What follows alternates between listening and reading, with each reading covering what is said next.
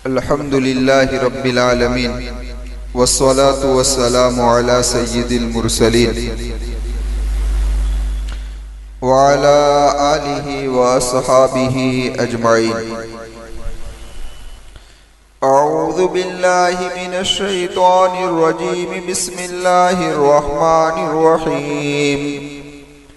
या अय्युहल्लज़ीना आमनू ला तअकुलू अमवालकुम बैनकुम बिलबातिल इल्ला अन तकून तिजारतन अन तराज़िम मिनकुम वला तक़्तुलू अनफुसकुम इन्नल्लाहा कान बिकुम रहीमा वमन यफ़अल ज़ालिका उद्वानन व ज़ुल्मन फसौफ़ नुस्लीहि नारा व कान ज़ालिका अलल्लाहि यसीरा। सदक़ल्लाहुल अज़ीम।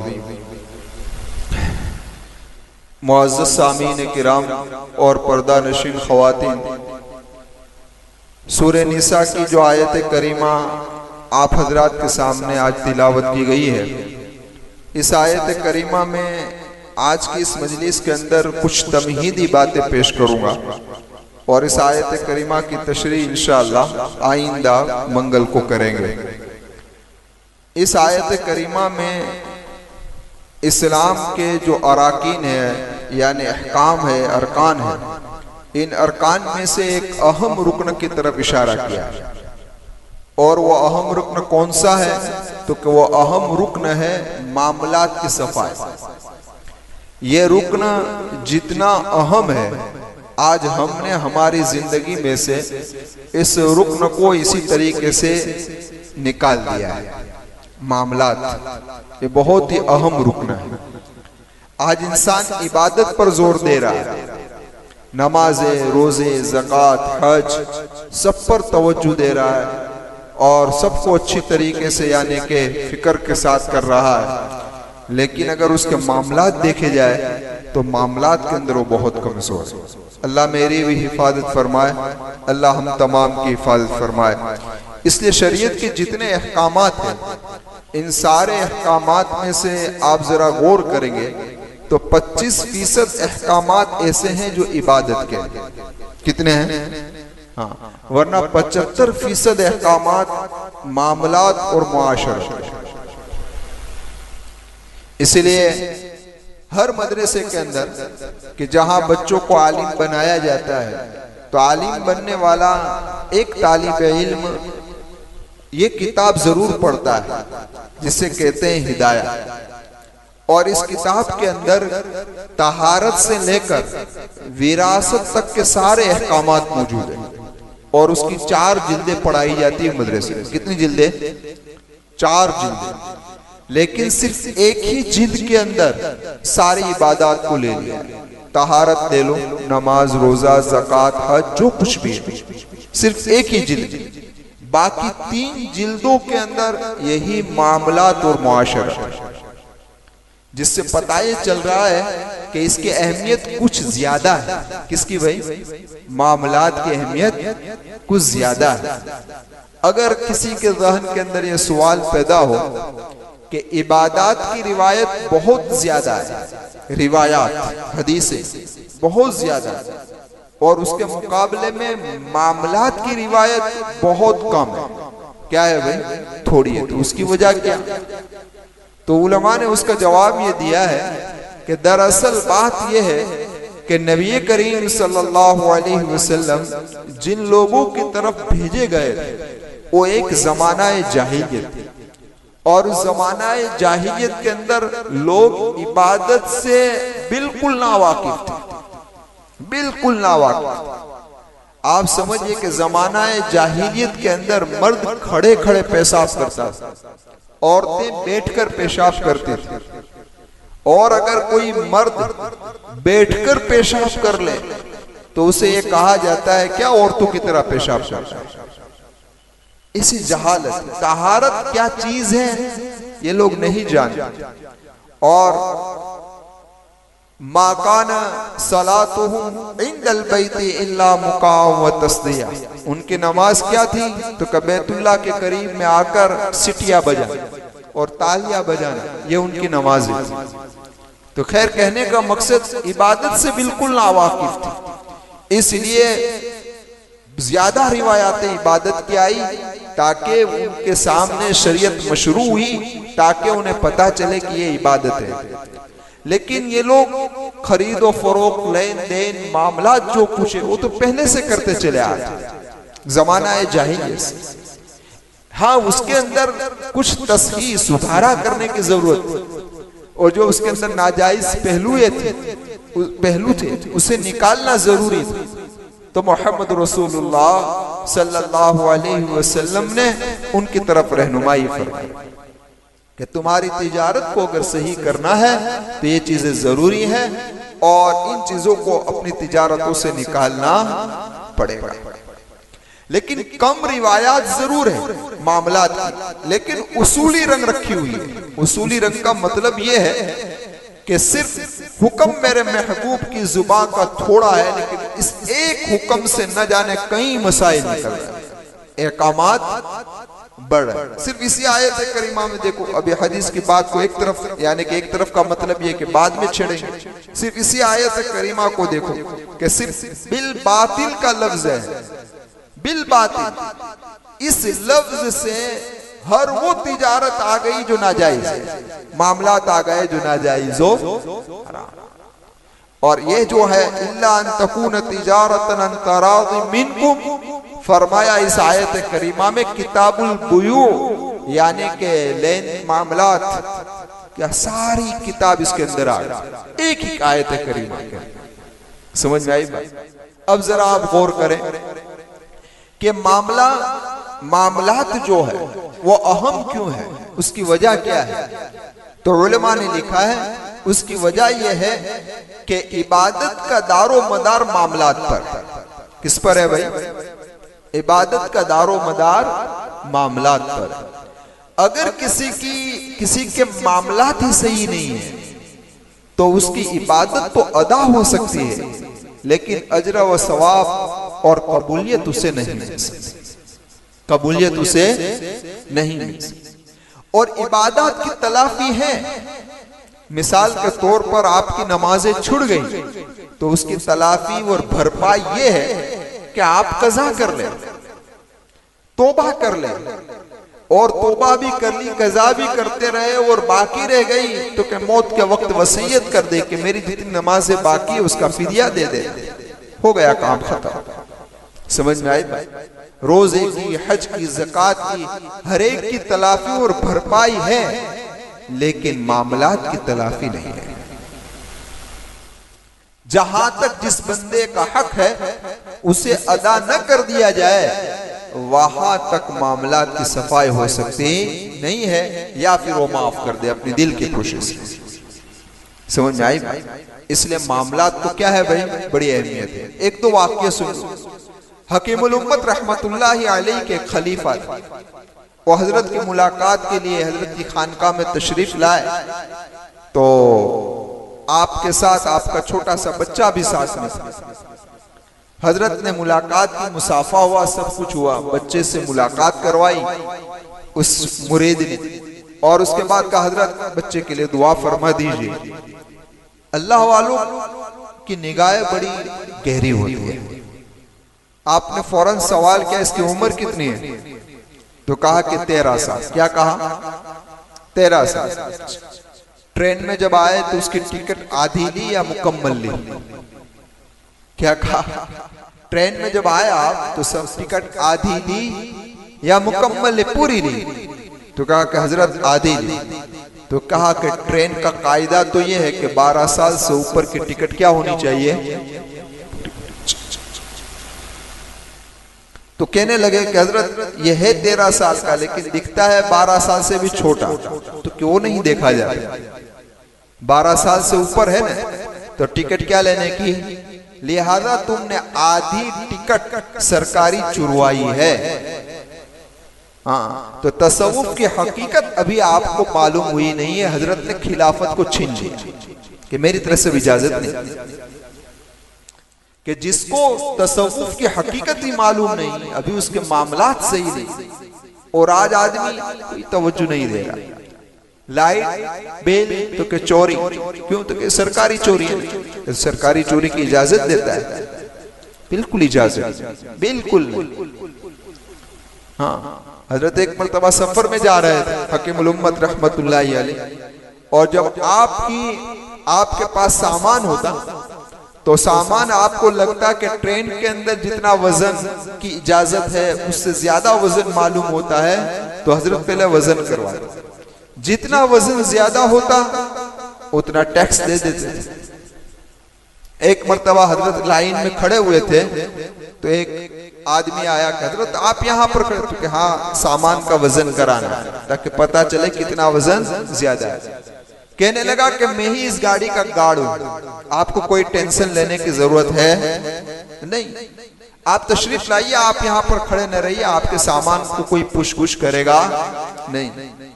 तो हजरत ने फरमाया कि आप कहां तक मेरे साथ हैं? तो फरमाया कि मैं फुला मंजिल तक साथ हूं।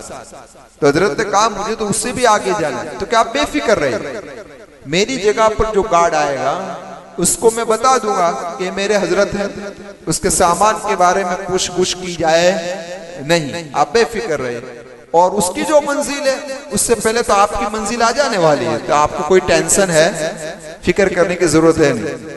तो हजरत ने फरमाया कि मेरा सफर तो इससे भी आगे का है। क्या कहा? मेरा सफर तो इससे भी आगे। तो हजरत इससे आगे आप कहां जा रहे हैं? तो कि मेरा सफर तो इसके बाद कब्र का है, और कब्र के बाद मैदान महशर का। तो क्या ये गार्ड मैदान महशर में आएगा? ये गार्ड मैदान महशर के अंदर आएगा और क्या वो मुझे वहां छुटकारा दिलवा देगा? तो बस मेरा सफर लंबा है, लिहाजा मैं इसका वजन कराऊंगा, और जो वजन ज्यादा होगा उसका क्या कर दूंगा भाई? मुआवजा। तो ये होता है मामला की सफर। लेकिन आज हमारे यहाँ कुछ देखा बेका जाता, चीज मस्जिद की है, लॉ इस्तेमाल करो, कौन पूछने वाला? मस्जिद की है ना, जायज नहीं, बिल्कुल जायज नहीं, इजाजत नहीं। मस्जिद किसी के बाप की जागीर नहीं है, मस्जिद पूरी उम्मत की है। क्या है? पूरी। यहाँ की एक चीज को छूना और एक चीज से फायदा उठाना, पकड़े जाओ, छोड़े नहीं जाओ, उसका मुआवजा अदा करना होगा। इसलिए मैं बारहा आपसे कहता हूं, अल्लाह मुझे भी अमल की तौफीक दे कि हम जिस मस्जिद के अंदर नमाज पढ़ रहे हो उस मस्जिद में कुछ रकम देते रहो, ताकि उसकी बिजली अगर जायद इस्तेमाल हो गई, अगर इसका पानी हमसे ज्यादा खर्च हो गया तो क्या हो जाए? तलाक। लेकिन आज उसकी तरफ लोग तवज्जो देते नहीं। अल्लाह मेरी भी हिफाजत फरमाए, आपकी भी हिफाजत फरमाए। इसलिए शेखुल इस्लाम हजरत अक़दस मौलाना तकी साहब ज़ीद मजदूहु फरमाते हैं, क्या फरमाया हजरत ने कि हराम की दो किस्म।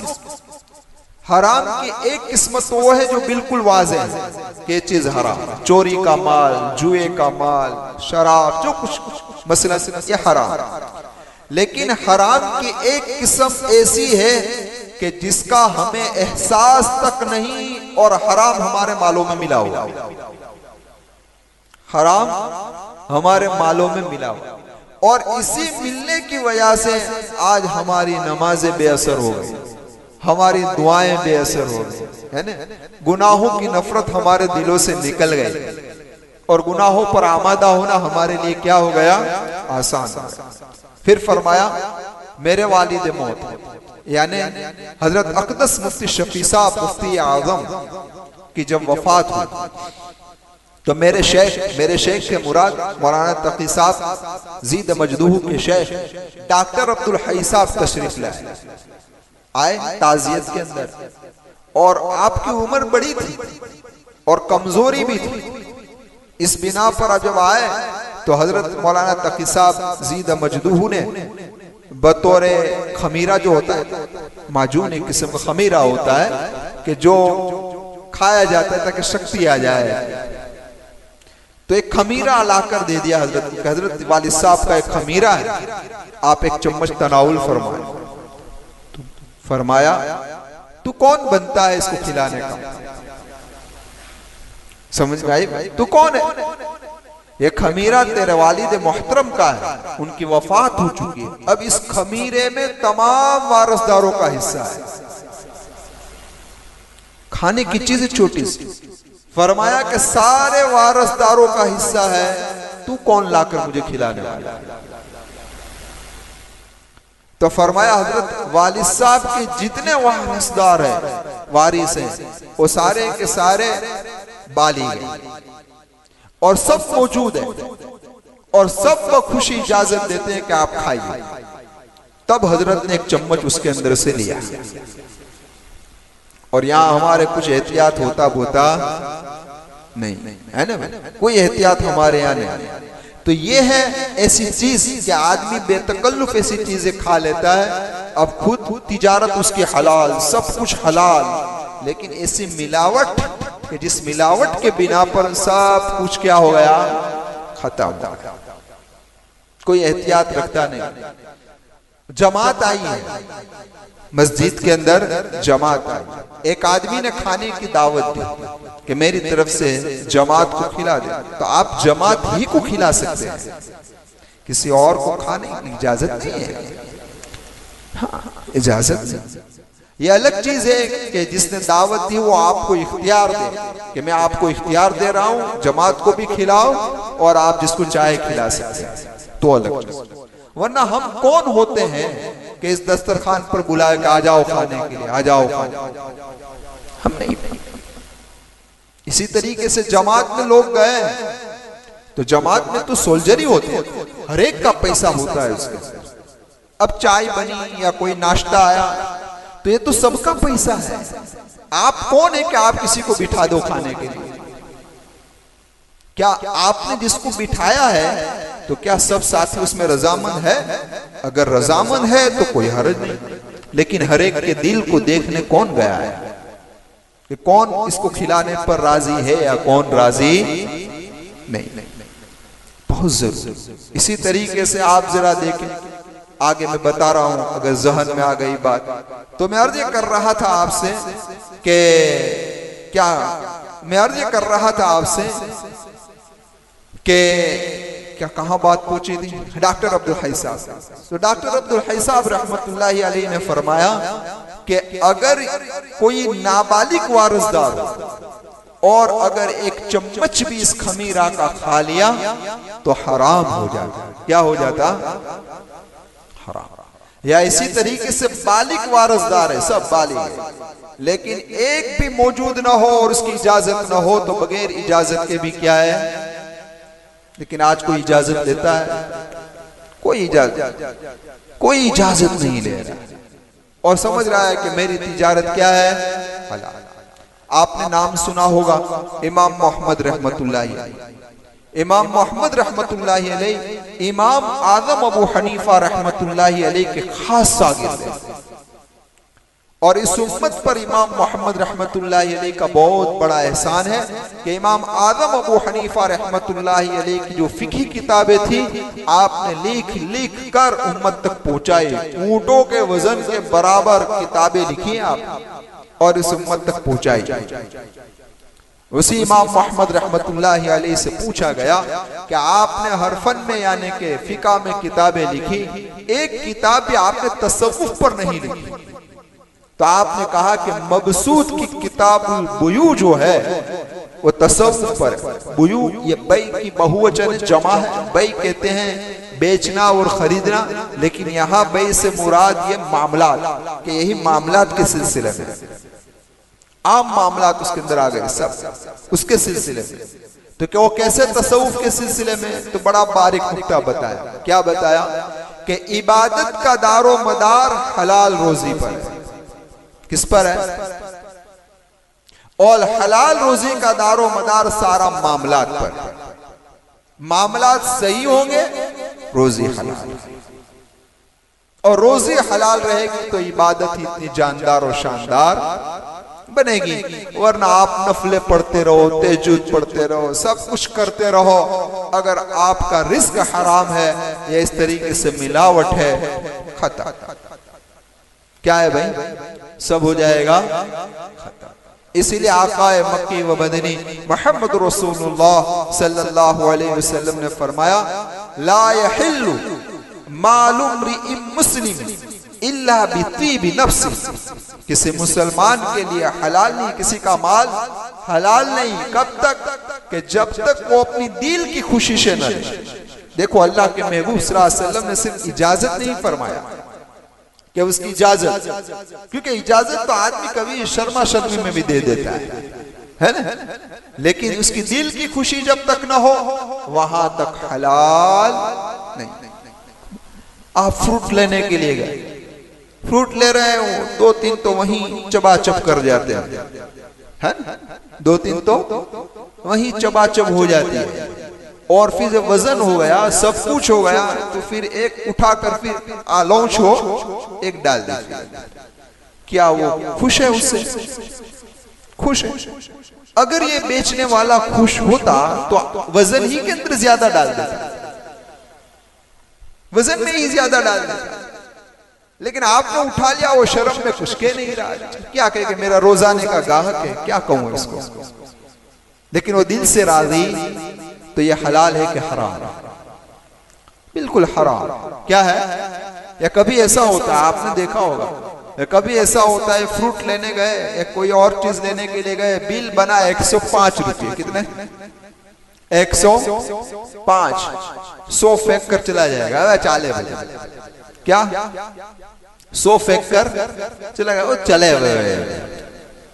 तो क्या उसने 5 जो आपने नहीं दी, उसका दिल खुश है उससे? नहीं खुश।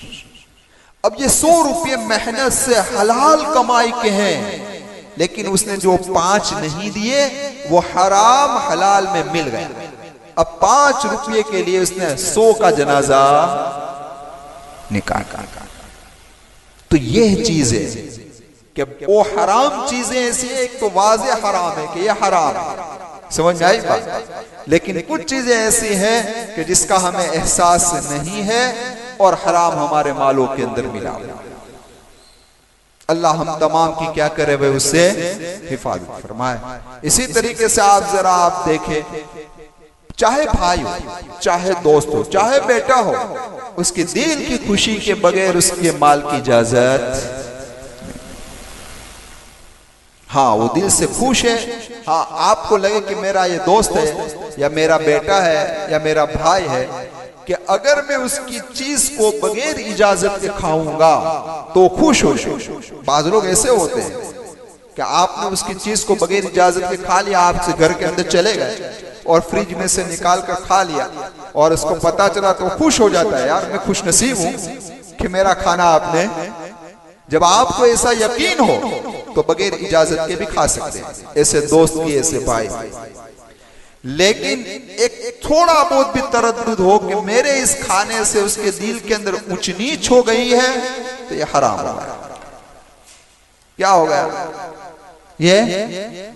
लेकिन आज कोई ख्याल उसका रखता, जैसे आवे जिसकी चीज जो चाहे, जिसने इस्तेमाल की कर ली, काम हो गया कि नहीं वो देखना है, आखिरत की आज किसी को फिक्र नहीं। अब जरा देखें, नबी करीम सल्लल्लाहु अलैहि वसल्लम हिजरत कर जब मदीनतुल मुनव्वरा तशरीफ लाए, तो आप जानते हैं कि पहले कुबा में थे और आपने कुबा के अंदर मस्जिद बनाई, फिर कुबा से आप मदीना के अंदर आए, तो आपने सबसे पहले जगह तलाश किसकी? तो कि मस्जिद। किसकी भाई? मस्जिद। कौन सी ऐसी मस्जिद के लिए बेहतर जगह है ताकि वो जगह खरीद ली जाए और वहां पर मस्जिद बनाई जाए? तो अल्लाह के महबूब को जो जगह और जो लोकेशन पसंद आया तो वो थी कबीला बनु नज्जार की। कबीला बनु नज्जार को पता चला कि नबी करीम सल्लल्लाहु अलैहि वसल्लम इस जगह पर मस्जिद बनाना चाहते हैं, तो पूरे कबीले वाले आए और कहने लगे, अल्लाह के महबूब सल्लल्लाहु अलैहि वसल्लम हमारी तरफ से ये हदिया है, आप यहाँ मस्जिद बनाइए इस जगह पर। तो मेरे महबूब ने क्या फरमाया? मेरे महबूब ने फरमाया, मैं हदियतन इस जगह को नहीं लूंगा, मैं कीमतन लूंगा, यानी उसकी कीमत अदा करूंगा। क्यों? हालांकि वो तो बखुशी दे रहे थे, मना नहीं थे, इस हदीस की शरह के अंदर उलमा ने लिखा है कि बिल्कुल जायज था, खुशी से दे रहे हैं, जबरदस्ती तो नहीं थी, लेकिन फिर भी अल्लाह के महबूब ने कबूल क्यों नहीं किया? इस बिना पर कबूल नहीं किया कि कयामत तक के लिए नजीर न बन जाए कि मस्जिद की जब भी जगह खरीदी न जाए बल्कि कोई उसको दे। क्या करे भाई? हदिया होनी चाहिए, खरीदी, क्योंकि पहली मस्जिद बन रही थी, पहली मस्जिद इस्लाम की बन रही थी, मस्जिद नबवी। तो कहीं ये नजीर न बन जाए और कयामत तक के लिए चल ना पड़े, इसलिए अल्लाह के महबूब सल्लल्लाहु अलैहि वसल्लम ने उसको कीमत दी। कयामत तक पता चल जाए कि मस्जिद की जगह भी खरीदो, किसी पर दबाव डालकर या किसी को तरगीब देकर उसकी जगह पर लालच बनाकर मत रहो।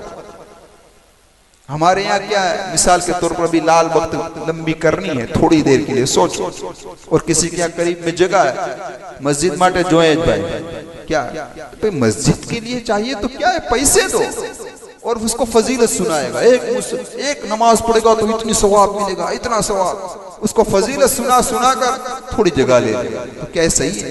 क्या वो दिल से खुश है? नहीं। हाँ, वो अपनी खुशी से दे, वो अलग चीज है, लेकिन आप दबाव नहीं डाल सकते, आप उससे ले। इसलिए कभी कैसा होता है, पंखो मस्जिद माटे जो है, जो अरे पंखा मस्जिद के लिए चाहिए तो क्या हुआ, मदरसे के लिए चाहिए तो क्या हुआ? आप मस्जिद का नाम लेकर उससे कम करवा रहे हो तो क्या वो दिल से खुशी से कम कर रहा है? अगर वो खुशी से कम कर रहा है तो सामने से कहेगा मस्जिद का है, मैं ज्यादा नहीं लेता भाई, इतना ले लेता।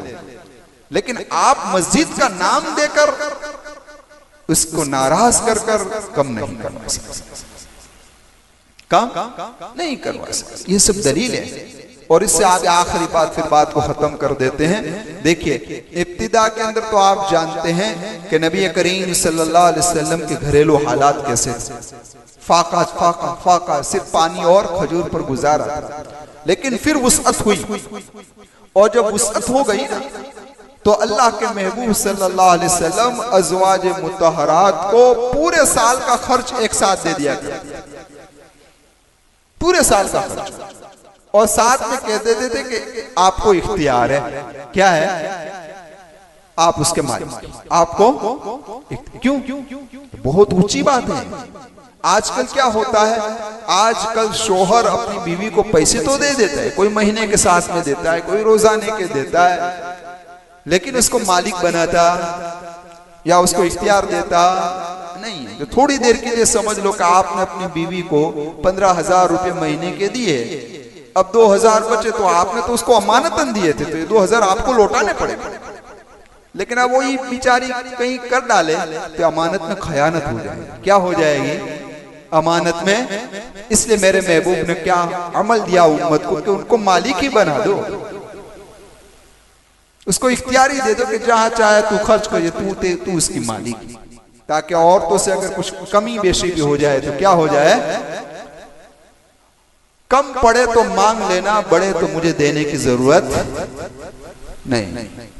हाँ, यह है जो रोजाना कमाते हैं, रोजाना लाते हैं, अल्लाह उनकी रोजियों में भी बरकत दे। जो महीने का कमाते हैं और महीने का साथ में देते हैं, अल्लाह उनको भी रोजियों में बरकत दे। लेकिन कुछ लोग ऐसे हैं जिसको अल्लाह ने बहुत दिया है, समझ में आए, वो एक साल का खर्च अपनी बीवी को साथ में दे सकते हैं। अल्लाह ने ऐसी सलाहियतें उनको दी। मसलन आप अपनी बीवी को 25,000 दे रहे हैं हर महीने, तो एक साल का खर्च कितना होगा? 3 लाख हो बराबर। आप में सलाहियत है कि आप 3 लाख अपनी बीवी को एक साथ में दे सकते हैं कि भाई पूरे साल का खर्च मुहर्रम से मुहर्रम तक का मैं तुझे दे रहा हूँ, मैं तुझे मालिक बना रहा हूँ, बस खर्च करते रहना इसके, और जो बचे सके वो सब तेरा। तो मेरी गुजारिश है इन हजरात से कि ये मुस्लिम शरीफ की रिवायत है, उस पर भी अमल कर लिया जाए, उस पर भी अमल, कि अल्लाह के महबूब के एक अमल पर अमल हो जाए तो बहुत ऊंची चीज है, बहुत ऊंची चीज। देखिए वो अज़वाज मुतहरात, इसलिए अल्लाह के महबूब सल्लल्लाहु अलैहि वसल्लम सालाना खर्च एक साथ में देते थे, एक साल का पूरा खर्चा साथ में दे देते थे। तो वो लोग जरूरत के बकदर की कितना खर्च होगा रखती थी, बाकी सब सदका कर देते थे, सब खैरात रखती नहीं थे अपने पास। हाँ, तो जब ये औरतों का मिजाज बन जाएगा, जिस कौम में औरतें जाग गई वो कौम जाग गई, जिस कौम के अंदर औरतें सो गई वो कौम सो गई। क्योंकि औरतों पर ही नई जनरेशन जो बच्चे हैं उसकी तरबियत का मदार पूरे के पूरा औरत पर है। किस पर है? आप नोट कर लें, जिस घर के अंदर फजर की नमाज के अंदर औरतें उड़ गई, उस घर का बच्चा फजर की नमाज पढ़ेगा, देख लेना। और जिस घर के अंदर सिर्फ मर्द उठा और औरत ना उठी, मर्द अकेला अपनी नमाज पढ़कर चला जाएगा और सो जाएगा, न बच्चों की फिक्र। ये ज़ाब्ता है, आप नोट कर। इसलिए हम ये कोशिश करें कि अपने घर के माहौल को बनाने की फिक्र करें। अगर औरतें बन गई तो इंशाअल्लाह हमारा काम बन जाएगा। तो मैं अर्ज कर रहा था आपसे कि मामलात का मामला बड़ा संगीन है। अल्लाह मेरी भी हिफाजत फरमाए, आप तमाम की हिफाजत फरमाए। मैं आपसे ज्यादा कमजोर हूँ, अल्लाह मुझे भी अमल की तौफीक दे, आप तमाम को अमल की तौफीक दे। और अल्लाह से गुजारिश दुआ करते हैं, अल्लाह मौत से पहले पहले हर साहिब हक को उसके हक को पहुंचाने की हमें तौफीक अता फरमा दे, हमारी मदद फरमाए, हमारी नुसरत फरमाए। और आज तक जो हमसे कोताही हुई है अल्लाह उसे माफ फरमाए। आमीन व आखिरु दावाना अनिल हम्दुलिल्लाहि रब्बिल आलमीन। सुब्हानल्लाहि व बिहम्दिही, सुब्हानकल्लाहुम्मा व बिहम्दिका व नशहदु अल्ला इलाहा इल्ला अंता नस्तगफिरुका व नतूबु इलैक।